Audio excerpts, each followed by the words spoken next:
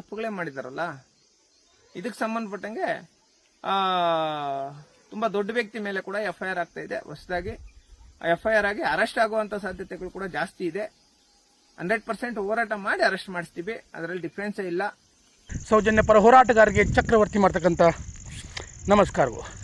ನಾನು ಯಾಕೆ ಸ್ವಲ್ಪ ಲೇಟ್ ಆಯ್ತು ಅಂದ್ರೆ ವಿಡಿಯೋ ಮಾಡೋಕ್ಕೆ ಕಾರಣಾಂತರಗಳಿಂದ ವಿಡಿಯೋ ತಪ್ಪುಗಳೇ ಮಾಡಿದಾರಲ್ಲ, ಇದಕ್ಕೆ ಸಂಬಂಧಪಟ್ಟಂಗೆ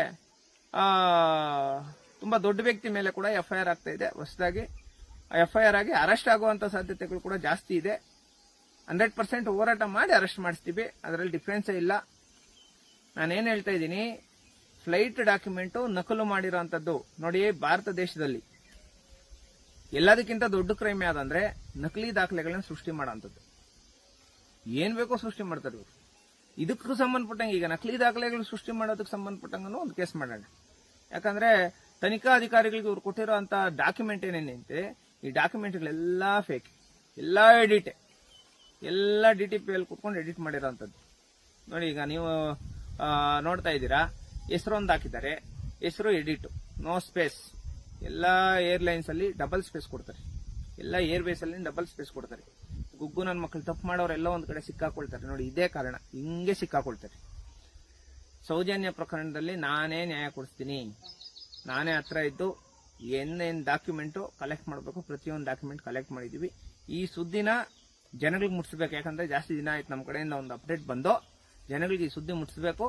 ಹಂಗಾಗಿ ನಾವು ಈ ವಿಚಾರನ ಕರ್ನಾಟಕ ಜನತೆಗೆ ತಿಳಿಸಿದೀವಿ.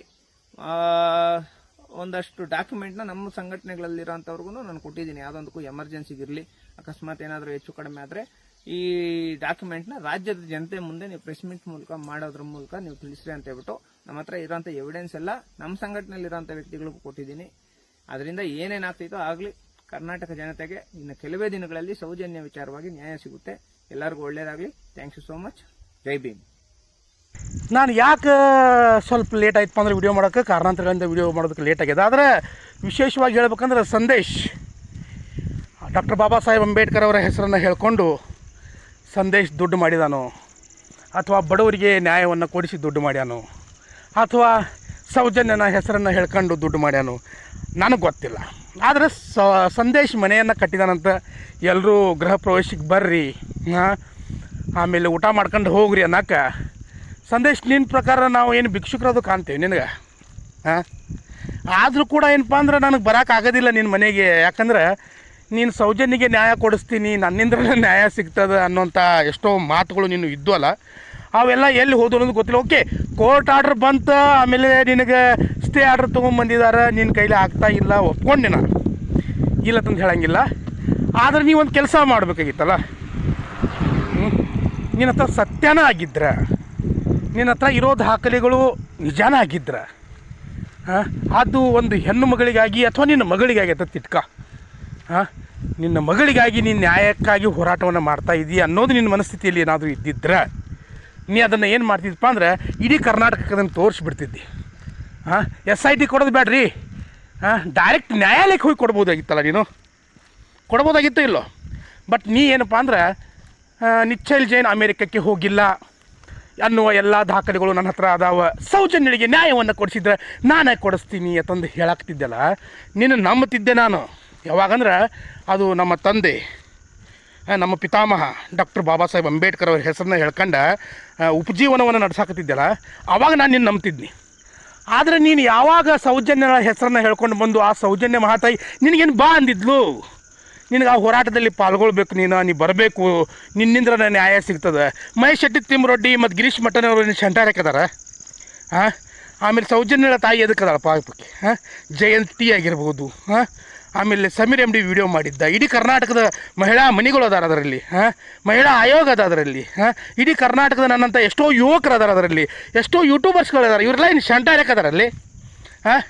ನಾ ಕೊಡಿಸಿದ್ರೆ ನಾನು ಕೊಡಿಸ್ತೀನಿ, ನ್ಯಾಯ ಕೊಡಿಸಿದ್ರೆ ನಾನು ಕೊಡಿಸ್ತೀನಿ ಅಂತ ಹೇಳಾಗ್ತಿದ್ದಲ್ಲ, ಅದಕ್ಕೆ ಹೇಳಾಗ್ತೀನಿ ನಾನು ಶಂಟಾರಕ್ಕದಾರ ಇವ್ರು.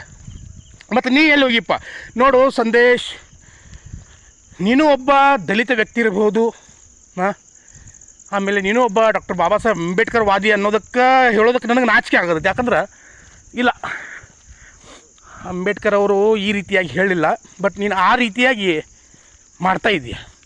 ನಿನ್ನ ಗೃಹ ಪ್ರವೇಶಕ್ಕೆ ನಾನು ಬರ್ತೀನೋ ಇಲ್ಲೋ ಗೊತ್ತಿಲ್ಲ, ಆದರೆ ನಿನಗೊಂದು ಗಿಫ್ಟ್ ಮಾತ್ರ ಕಳಿಸ್ತೀನಿ ನಾನು 100%. ಏನು ಗಿಫ್ಟ್ ಕಳಿಸ್ತೀನಿ ಅಂದ್ರೆ ಸೌಜನ್ಯಳ ಫೋಟೋ ಕಳಿಸ್ತೀನಿ, ಫ್ರಂಟ್ ಸೈಜ್. ಫ್ರಂಟ್ ನಿನ್ನ ಮನೆ ಮುಂದ್ಗಡೆ ಏನಪ್ಪ ಅಂದ್ರೆ ಸೌಜನ್ಯಳ ಫೋಟೋ ಹಚ್ಕೊಂಡು ಬಿಡು. ಯಾಕೆ ಹೇಳ್ತೀನಿ ಕೇಳಿ, ಅವಳಿಂದ ನಾನು ಹೊಟ್ಟೆ ತುಂಬಿಸ್ಕೊಂಡಿದ್ದೀನಿ ನೀನು, ಹೌದಲ್ಲ? ಇಲ್ಲ ಅನ್ನೋದಾದ್ರೆ ವಿಡಿಯೋ ಒಂದು ಮಾಡು, ಹೇಳು ಇಡೀ ಕರ್ನಾಟಕ ಜನತೆಗೆ. ಇಲ್ಲ ನಿನ್ನ ಹತ್ರ ಸಾಕ್ಷಿ ಅದಲ್ಲ, ಅದನ್ನು ತಂದು ನನ್ನ ಕಡೆ ಕೊಡು. ಹಾಂ, ನೋಡೋಣ ಅವನು ಏನಾಗ್ತೈತೆ, ಒಂದು ಗಜ್ ನೋಡೇ ಬಿಡ್ತಾನಲ್ಲ, ಅದಕ್ಕೇನೈತಿ. ಅದನ್ನು ಬಿಟ್ಟು ನನ್ನ ಕಡೆ ಅದ ನಿನ್ನ ಕಡೆ ಏನೈತಲ್ಲ ಅದು ನನಗೆ ತಂದು ಕೊಡು. ತಂದು ಕೊಡೋಕೇನು ಸ್ಟೇ ಆರ್ಡ್ರದು ತಂದ್ರೆ ನಿನಗೆ? ಹಾಂ, ನನಗೆ ಅದನ್ನು ಸಾಕ್ಷಿ ನೀ ನನಗೆ ಕೊಡೋದಕ್ಕೆ ಕೋರ್ಟ್ ಬ್ಯಾಡ ಅಂತದ ಏನು? ಅದು ನಿನ್ನ ಆತ್ಮೀಯರು ಅದಾರಲ್ಲ, ಧರ್ಮಸ್ಥಳದ ಮಹಾನುಭಾವರು, ಅವ್ರು ಏನಾದರೂ ಕೊಡಬೇಡ ಆತಂತ ಹೇಳ್ಯಾರ? ಇಲ್ಲಲ್ಲ, ಹೌದಲ್ಲ? ನೀ ಯೂಟ್ಯೂಬಲ್ಲಿ ಕೂತ್ಕೊಂಡು ಹಾಂ ಹೇಳಕ್ಕೆ ಹೋಗಬೇಡ ಅಂತಂದು ನಿಂಗೆ ಸ್ಟೇ ತಂದಿದ್ದಾರೆ. ಅದನ್ನು ನೀನು ನನಗೆ ಕೊಡೋಕೆ ಸ್ಟೇ ಅಂತೂ ತಂದಿಲ್ಲಲ್ಲ. ಅದಕ್ಕೆ ನಾನು ನಿನಗೇನು ಹೇಳ್ತೀನಿ ಅಂದ್ರೆ ಸಂದೇಶ್, ಯಾವ ಸೌಜನ್ಯಳ ಹೆಸರನ್ನು ಹೇಳ್ಕೊಂಡು ನೀ ಬಂದಿದ್ದಲ್ಲ, ಅಷ್ಟೇ ಬೇಗ ನೀ ಕಣ್ಮರೆ ಆಗಿಬಿಟ್ಟು. ಕಾರಣ ಏನು ಗೊತ್ತೇನ? ಕಾರಣ ಬೇರೆ ಏನೂ ಅಲ್ಲ, ಸೌಜನ್ಯಳ ಶಾಪ. ಮಹೇಶ್ ಶೆಟ್ಟಿ ತಿಮ್ಮರೊಡ್ಡಿ 14 ವರ್ಷಗಳಿಂದ ಸೌಜನ್ಯಳಿಗೆ ನ್ಯಾಯವನ್ನು ಕೊಡಿಸ್ಬೇಕಂತ ಹೋರಾಟ ಮಾಡ್ತಾಯಿದ್ದಾರೆ.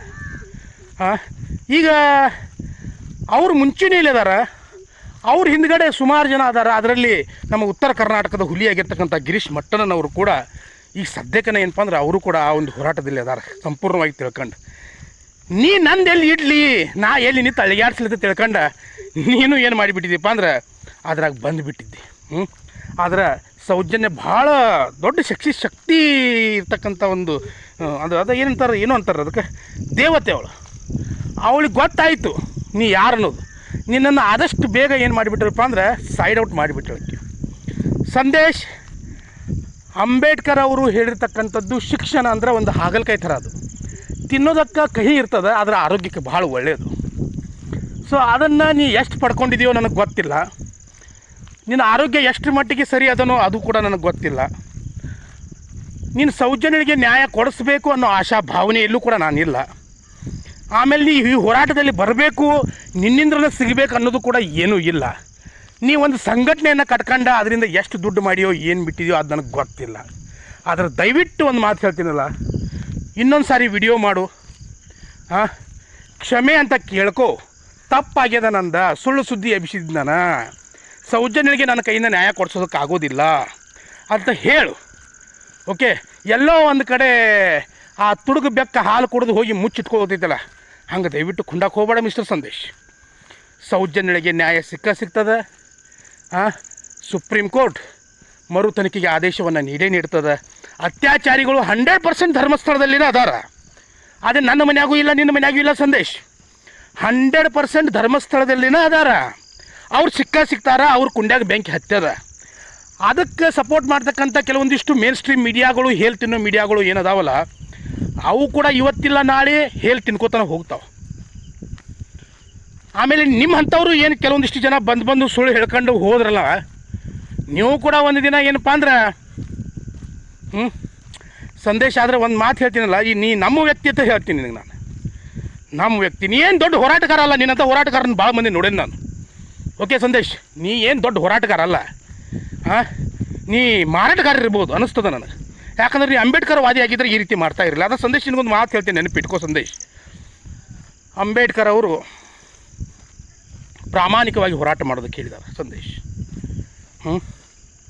ಹೇಳ್ಯಾರ, ಆದ್ರೆ ನೀನು ಪ್ರಾಮಾಣಿಕ ವ್ಯಕ್ತಿ ಅಲ್ಲ ಸಂದೇಶ್. ನಿನಗೆ ಮತ್ತೊಂದು ಹೇಳ್ತೀನಿ ನಾನು, ನಿನ್ನ ಹತ್ರ ಅದೇನು ಪ್ರೂಫ್ ಅದಲ್ಲ, ಅದನ್ನು ಹೋಗಿ SIT ಅವ್ರ ಹತ್ರ ಕೊಡಲ್ಲ. ಅದು ನಿನ್ನ ಕೈಲಿ ಯಾಕಾಗ್ತಾ ಇಲ್ಲ? ನನ್ನ ಹತ್ರ ಅದ, ಇದು ನಾನು ವಿಡಿಯೋ ಮಾಡೋದಿಲ್ಲ, ಆದರೆ ನನ್ನ ಹತ್ರ ಈ ಪ್ರೂಫ್ ಅದ. ನಿಚ್ಚಲ್ ಅನ್ನೋನು ಬೇರೆ ಅದಾನ, ನಾನಲ್ಲ, ಇವನಲ್ಲ. ಓಕೆ, ಬೇರೆಯವನು ಹೋಗಿದ್ದಾನ, ಡೂಪ್ಲಿಕೇಟ್ ಮಾಡ್ಸ್ಯಾರ. ಇದನ್ನೆಲ್ಲ ಒಂದು ರೀತಿಯಾಗಿ ಹೇಳಲ್ಲ. ಯಾರು ಬೇಡ ಅಂದ್ರೆ ನಿನಗೆ ಹೇಳಬೇಕಲ್ಲ. ಮತ್ತು ಅದನ್ನು ಬಿಟ್ಟು ನೀನು ನಾನು ಕೊಡಿಸ್ತೀನಿ, ನಂದು ಕರಗೈತಿ, ನಾನು ಬಾರಿ ಅದನು, ಮತ್ತು ಉಳ್ಕಿದಾರೆ ಶಂಟಾರ್ಯಾಕತ್ತಲ್ಲ ನಾವು. ನಂದು ಬಿಡ ಸಂದೇಶ್. ಗಿರೀಶ್ ಮಟ್ಟಣ್ಣವ್ರು, ಸೌಜನ್ಯಳ ತಾಯಿ ಕುಸುಮಾವತಿ ಆಗಿರ್ಬೋದು, ಸೌಜನ್ಯಳ ಮಾವ ಆಗಿರ್ಬೋದು, ಹೌದಲ್ಲ, ಮಹಿಳಾ ಮನಿಗಳಾಗಿರ್ಬೋದು, ಯೂಟ್ಯೂಬರ್ಸ್ಗಳಾಗಿರ್ಬೋದು, ಇಡೀ ಕರ್ನಾಟಕದ ಹೆಣ್ಣು ಮಕ್ಕಳಾಗಿರ್ಬೋದು, ಇವ್ರೆಲ್ಲ ಯಾಕೆ ಅದಾರ್ಥ ತಿಳ್ಕೊಂಡಿದೆಯಾ ಸಂದೇಶ್? ಹಾಂ, ನಿನ್ನ ಗೃಹ ಪ್ರವೇಶಕ್ಕೆ ನನಗೆ ಬರೋಕ್ಕಂತೂ ಆಗಂಗಿಲ್ಲ. ಓಕೆ, ಬಂದು ನಿನ್ನ ಕಡೆ ಊಟ ಮಾಡೋಷ್ಟು ಯಾವ ಮಗಂದು ಹರಾಮಿ ತಿನ್ನೋ ಮನುಷ್ಯ ನಾ ಅಲ್ಲ. ಓಕೆ, ನೀನು ನನಗೆ ಕರೆದಿಲ್ಲ. ಆದರೂ ಕೂಡ ನಿನಗೆ ಗಿಫ್ಟ್ ಕಳಿಸ್ತೀನಿ ನಾ. ಆದರೂ ಕೂಡ ನಿನಗೆ ಗಿಫ್ಟ್ ಕಳಿಸ್ತಾನೆ, ಸೌಜನ್ಯ ಫೋಟೋ ಕಳಿಸ್ತಾನೆ, ಸರಿಯಾಗಿ ಇಟ್ಕ. ಓಕೆ, ಮತ್ತೆ ಬರ್ತೀನಿ. ನಮಸ್ಕಾರ ಎಲ್ಲರಿಗೂ. ಜೈ ಹಿಂದ್, ಜೈ ಕರ್ನಾಟಕ. ಮತ್ತೆ